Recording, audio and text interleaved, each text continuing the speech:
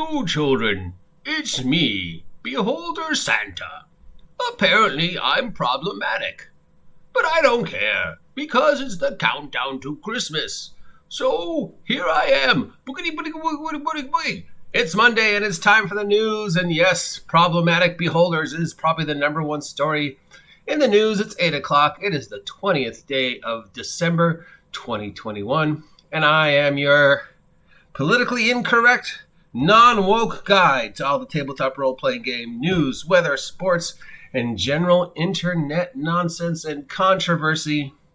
Merry Christmas. Hopefully you are all safe and sound and ready for the end of the year. It's time to take a look at what's going on in the world of tabletop role-playing game, although most of this stuff we've already talked about.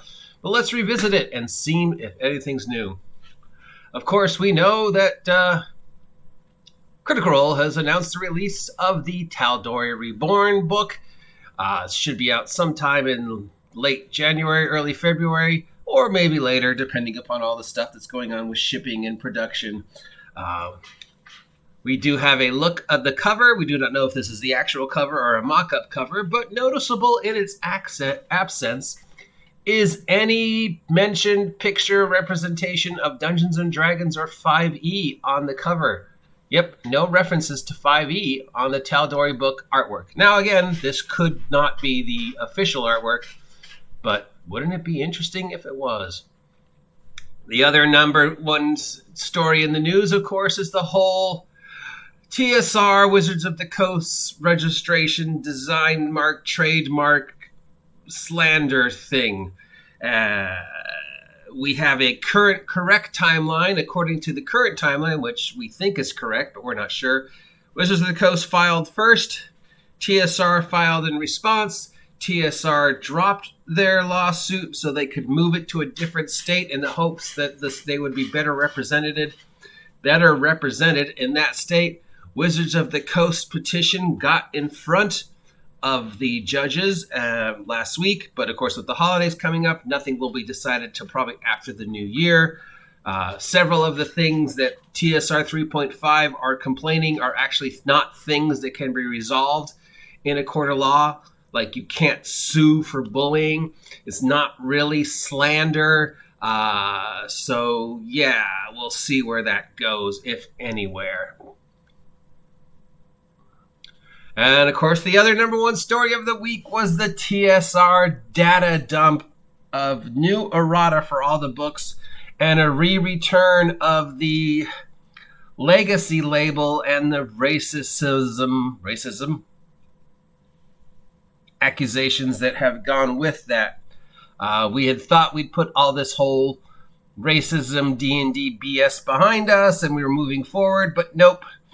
It has come once again, and another great white savior has emerged to tell us what Asian people really think about Oriental Eventers. Because yes, you, white guy, know what Asian people really think about a book that was written in the 80s. So yes, the Datta Dump has caused a lot of controversy. Strangely enough, most of the individuals complaining about the errata and the Datta Dump are 5e fans. I have been contacted by multiple 5e fans, one of which I hope to interview after the holidays, who've said they feel very confused and screwed over by the Datta Dump. So we will see how the Datta Dump goes forward and what this means for the future of Dungeons & Dragons. There's a lot of concern about the fact that Wizards of the Coast is now saying that they find combat problematic.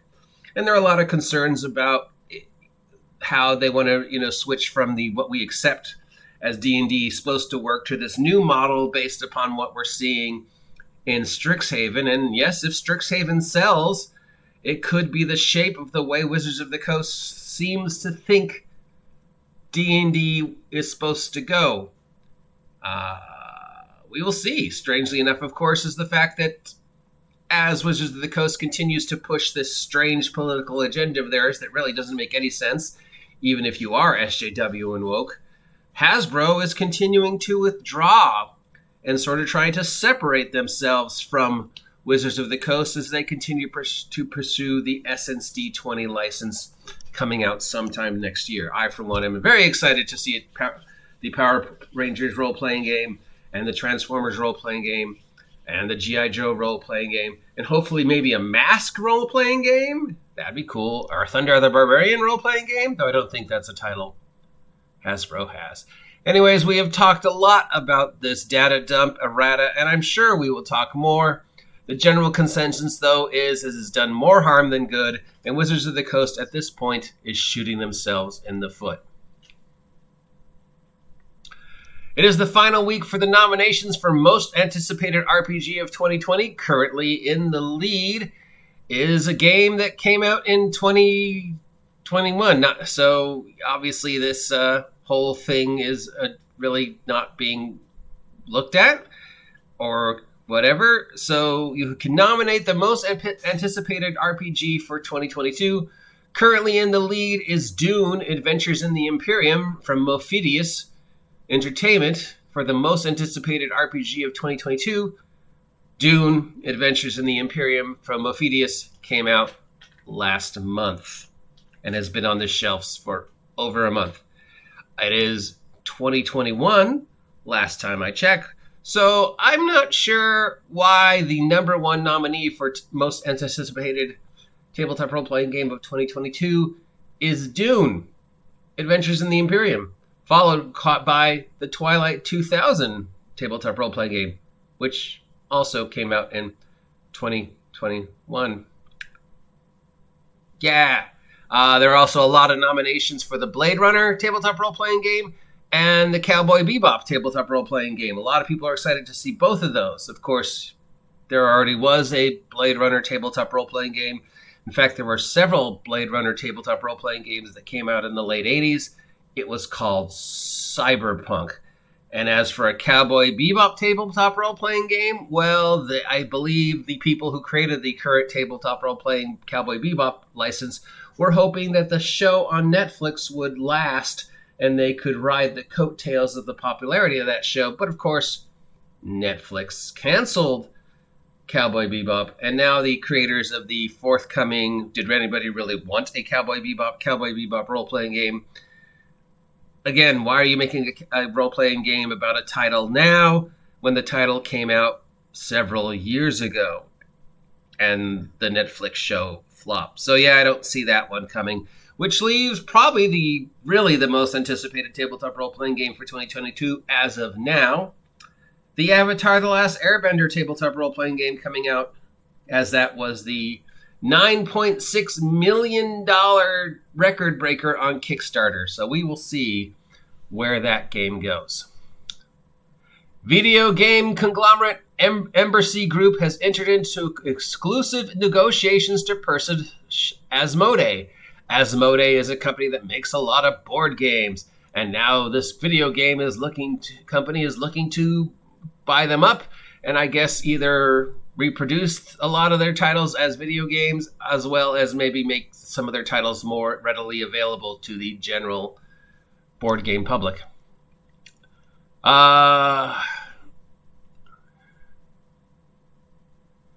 So there's a story about some guy that bought a pair of Dungeons & Dragons event calendars off of a Facebook ad, which has turned into a saga of bootleg merchandise.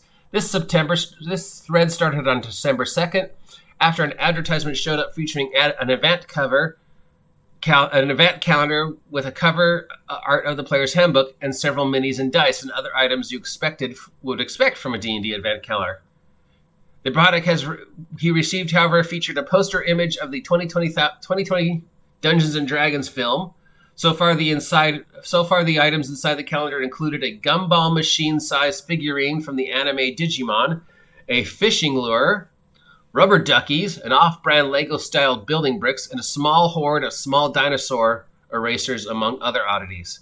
As of door 16 out of 25, there appears to only have been one single trinket that could possibly be considered D&D related, a plastic unpainted miniature of a skeleton. Technically, the dinosaur toys might count, considering Gary Gygax used plastic toys he purchased from the dollar store when they were bootleg Ultraman toys to use as miniatures. But yeah, so obviously this is a knockoff. It is not a real official D&D advent calendar, the stuff pictured in the ad are no way, shape, or form actually what is in it. I don't know. It sounds kind of fun, opening up day 5 and find a fishing lure. That definitely is weird. We will see where this story goes. And the final Humble Bumble of 2021 is up, and it is the Pathfinder 2nd Edition Beginner's Bundle featuring a total of 32 items. The Ultimate GM Kit from Pathfinder featuring 29 items. And the Cyberpunk Bundle featuring 30 items. We also have the Digital Dungeon Maps, Tokens, and a Sorceries Bundle featuring a large collection of maps, tokens, and more ready to use for your virtual tabletop games for $30. Some of these go to support charities. Others of these are just cheap ways to get out-of-print product back on the shelves and back in your face. If you're a fan of Pathfinder 1st Edition, you might want to check out the Ultimate GM Kit. Pathfinder 2nd Edition, though, seems to sort of already crashed and burned. And definitely, if you're a Cyberpunk fan like myself, you probably want to get that Cyberpunk 2020 bundle while we wait and see what our Tosolian has planned for the future of Cyberpunk Red and Cyberpunk 2027. So there you go, all the news that's fit to print for the week. Of course, the number one story being the data dump and the lawsuit. Pretty much everybody feels the lawsuit's not going to go everywhere, but the data dump, the errata dump, that is a steaming pile of controversy that is going to be picked at, prodded at, and spoken of for many weeks to come, including by myself. Yeah, so 2022 is going to be a really strange year, because remember, I'm a beholder and I'm problematic. Okay, and we can't do the news without this week's suggestion for gift guides. So, if you're looking for a last-minute gift for the tabletop role-playing game player in your life, head on down to your friendly local game store, that's S Games and Anime here in Ventura, and take a look at some of these. We have Aberration Mind Flayer Bronze Metal Dice for $35, because nothing screams danger like rolling dice that made out of metal with squid heads on them, knowing full well the amount of damage the squid-headed dice will do to your table, that they won't roll accurately because the squid heads weigh them in a specific way, and mind flayers are now problematic. So yes, get your tabletop role-playing game fan in your life a bunch of dice with squids on them that is going to destroy the tables, not roll correctly, and get them in trouble. Speaking of metal dice, we have the green and silver metal dice for $21. These are for the tabletop role-playing game player in your life who want their dice to look like the skin of the animals they've killed in the game. $21 for a bunch of metal dice that, again, are going to destroy the table and don't roll accurately when you roll them. For 36 dice, you can get the white and green hollow Metal Gear dice. Because, again, metal dice that are hollow, which will fall apart should any actual force hit them, destroy the table and not roll accurately. These also seem to be overpriced metal dice. Yep, metal dice. Here's some sparkly ones that look like they're earth, wind, air, and fire made out of plastic. 10 dice, that's a reasonable price. So here we have the 5 sets of polyhedral dice, each in a different color, representing one of the elements. $10 each for a set. That seems nice. Here's another metal dice. Here's the Hell Skull dice. So these dice have red letters and what look like a teeny skull inside them. Of course, with the teeny skull inside them means that they're going to be weighted and not roll accurately, because the weight of this teeny skull is going to tweak them to go one specific way or another specific way, so they'll never 100% be accurately random. So yeah, here's some dice made out of metal. Hollow metal. So the only thing stupider, as far as I'm concerned, than the regular metal dice is the hollow metal dice. Not only will they, A, destroy the table when you roll them, B, not roll accurately, C, I'm spending $42 for something that is not going to survive any amount of force that is applied to them because they're hollow. They have nothing supporting them, so they're just going to fall apart. There's metal dice. Sharp edge dice with things on them. So apparently whoever's writing these articles seems to think that the best gifts for the tabletop role-playing game player in your life is either dice with things inside them. Now, dice with things inside them, like flowers or skulls, will not be 100% random because the weight of the thing inside them will tweak them to go in one direction or another. Metal dice are just awful. They destroy the table. They don't roll accurately. And yeah, they can fall apart or hurt somebody.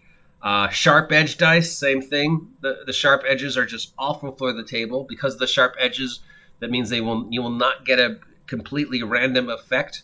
Or you could just buy a normal everyday set of dice for $9 at your friendly local game store. That's Cess Games and Anime here in Ventura. And that's what I would recommend for the tabletop role-playing game player in your life. Don't get them metal dice. Don't get them gem dice. Don't get them bone dice. Get them a good, decent, normal set of dice from a respected company for $10. That's probably the best dice-related gift you can get them if you want to get them dice. But what the fuck do I know? Because apparently I'm politically incorrect and an incel.